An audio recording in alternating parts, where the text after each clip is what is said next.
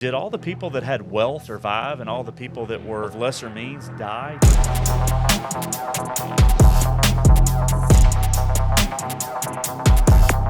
Welcome to the Sundowners Club. I'm your host, Sean.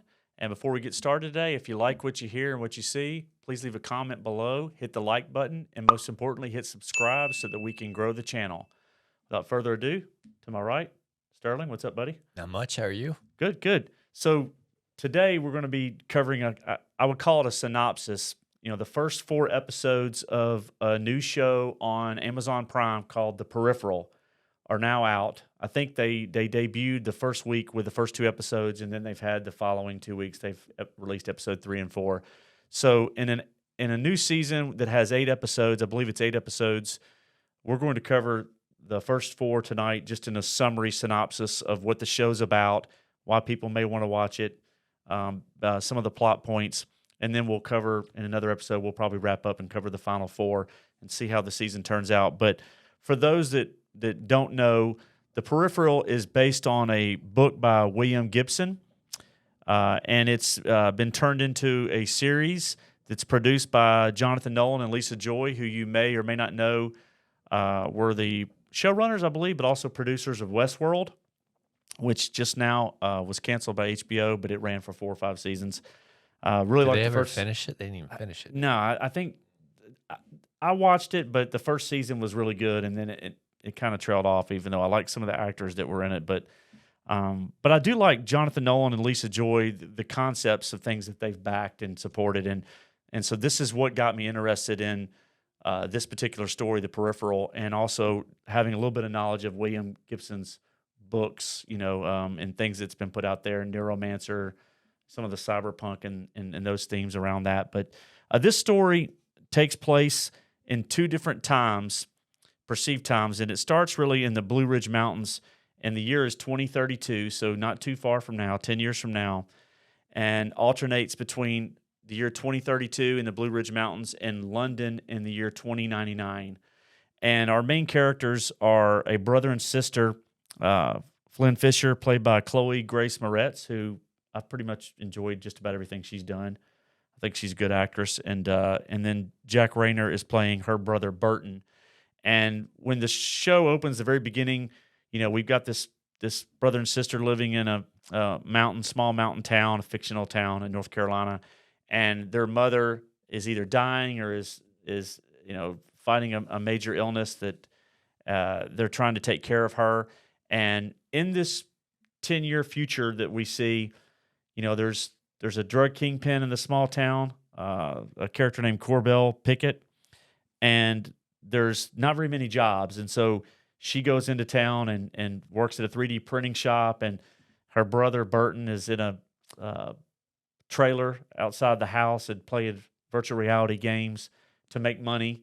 So, it sets up that stage of, maybe a future of income playing games in the future that we see in this series, in this story. So that's kind of the groundwork that they lay. And then Burton brings this package comes in, and then there's a company based out of Colombia or somewhere that has allowed them to be a beta trial for this new VR technology. And his sister ends up, because she's obviously a better VR gamer than he is, and because she scored so high a level on a certain game, he gets picked to do this beta, and so he wants her to jump in and try it out, and she does, and we get transported to London of 2099. And so, what were your initial thoughts? That first episode, the groundwork of the story, as we get introduced to these characters, and then we get introduced to when she first shows up in the future London of 2099. Initial thoughts of the vibes, some of the concepts that you saw in that first episode. They didn't get too deep in the plot, but they laid the groundwork of a Matrix type, Blade Runner type story, right? At first, it reminded me of that movie Ready Player One. I don't know if you've ever seen that. A little bit, yeah. And coming to find out, it's a lot more than that. But I was getting that vibe, and then the Matrix vibes as well. Definitely Matrix. And that's kind of what it's. I think it's for fans of those. Those are going to be the people that are, if you're wondering what it is, it's if you like that kind of stuff, the alternate reality, that this will be something that could interest you. Yeah, the concept, and I think it's in the first episode that one of the characters in the future London, their arm gets exposed, and you see that it's robotic body. Mm-hmm. And so the concept of when they talk about time travel, it's not so much time travel of a body, but your mind and your brain. Like data transfer. It's data right? transfer to the future, and it brings that concept in. And then they talk about, as we get deeper into the first 4 episodes, we start to learn about the idea of pandemics and viruses and climate change and famine, all these things that created what in essence was something called the jackpot, which when we see Future London, there's not very many people walking the streets. You don't get all the answers to that, but the character Flynn, played by Chloe Grace Moretz, she's asking questions around where are all the people and what happened to me and my family. And we see early on in the episodes that one of the characters, Wilf, that befriends her, that she's working with, he introduces her to an experimental drug in her time that he knows from the future will save her mother. And so she gets access to the drug when she goes back to her body and in the year 2032. And then her mother ends up getting out of bed and now can see. She was blind. And so now they have a link between, what's happened in the future to the past. And at the same time, these units of killers have been dispatched to take them out. And so you and I have talked about the concept of what's called stubs. They mentioned the word stubs, right? Where you want to talk about that briefly, like just what that means in this story? Right. They're alternate timelines that are created by the changes that happen in 2032, which I guess is kind of like the present day timeline. The changes that happen in that timeline create alternate timelines called stubs. And that's so this is where they introduce the time travel aspect of it, and you realize that it's not just a Ready Player One or a Matrix. It's or the alternate timeline, so that you don't have a paradox, so that when something happens in one branch, when there's an action taken, it doesn't necessarily alter that timeline, but it creates a new one. Is that the whole concept of the stubs? From my understanding, I mean, we hear one of the characters, he's like a gangster, Lev Zublov. Right. He makes a special effort to make sure he kills his ancestors in that timeline that branches off, so it doesn't, because he didn't want any versions of himself existing in alternate timelines. So I mean, that's deep stuff. They don't. Yeah, it is.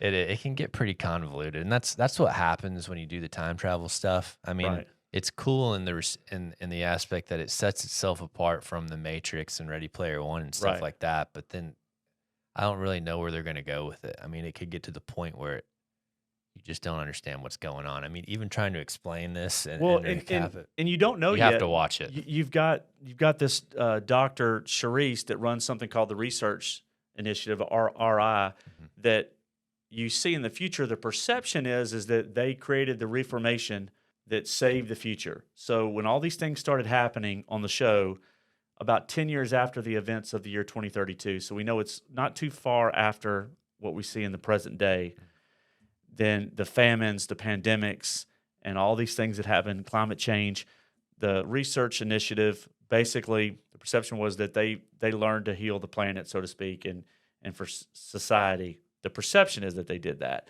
And there's these towers that loom in London that have the statues look like Roman gods, but then Dr. Charisse explains that they are air scrubbers, where they remove the carbon from the atmosphere that allow people on the ground level to live and to thrive.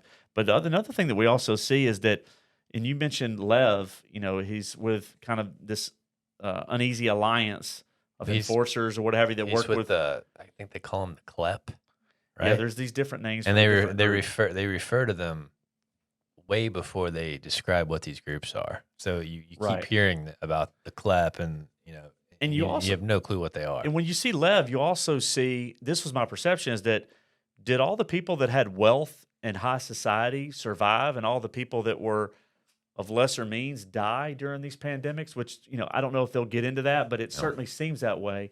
And so, we don't really know yet. There's the perception of who the bad guys are. We know that Corbell, who's the drug dealer, the kingpin in her time in the year 2032, sure looks like a bad guy. And he's got an eye on Flynn and her brother Burton. And so trying to figure out what they're up to, because he knows that they have access to money now and things are going on that he's trying to get answers to.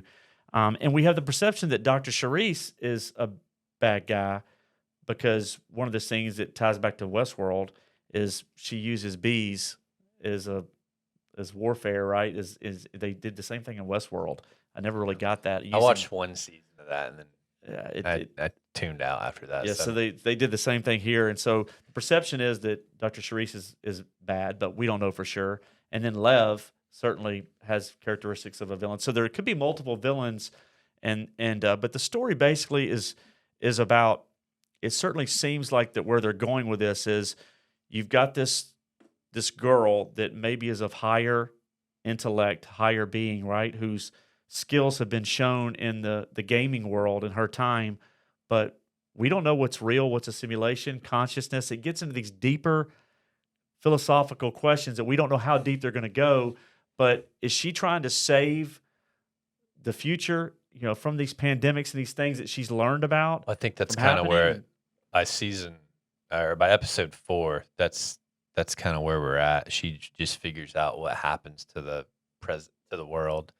And I think that's kind of where we're going with it. Yeah, she's asking the questions that go beyond her own safety and her brother's. It starts out where she's worried about the safety of herself, her mother, and her brother, and her brother's friends. One of the big events happens right where they live, right? It's like in the right. Yeah, mountain, so they allude to that when her friend talks about joining some charity to clean up the water's dirty, and there's a cleanup initiative. And so you're starting to get little ripples of things that we deal with in our day and time, right, with water supply and climate change and those types of things. And so, by episode 4, she's really starting to ask the questions about, if I know all these things from the future, what can I do to help stop it or stave it off?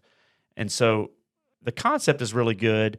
The question is, you've got several themes going on here, and how do you intertwine this for a story that is one people will stick with? Because you and I were talking, stubs, quantum tunneling, consciousness, data transfer for time travel, paradoxes, the butterfly effect, or not. It can get convoluted really quick. To the point where viewers may not stick with it. But I enjoyed it, at least the first few episodes. I like the main characters. I think that they've done a good job casting. The question is, the story, how can you tell the story in a way that viewers stick with it, enjoy it? It's why the first Matrix was so good.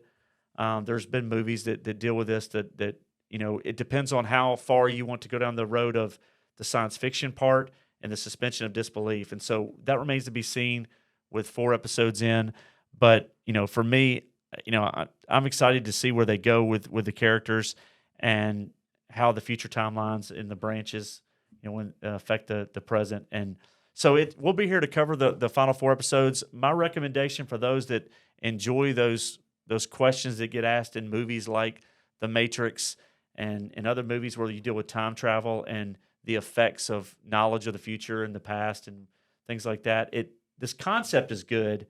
We'll see how the rest of the season. I think the present day stuff is more interesting to me in the 2032 timeline. Well, is it present day? That's another question. And I hope they don't do that. We don't know if her present day is a simulation or simulation within a simulation.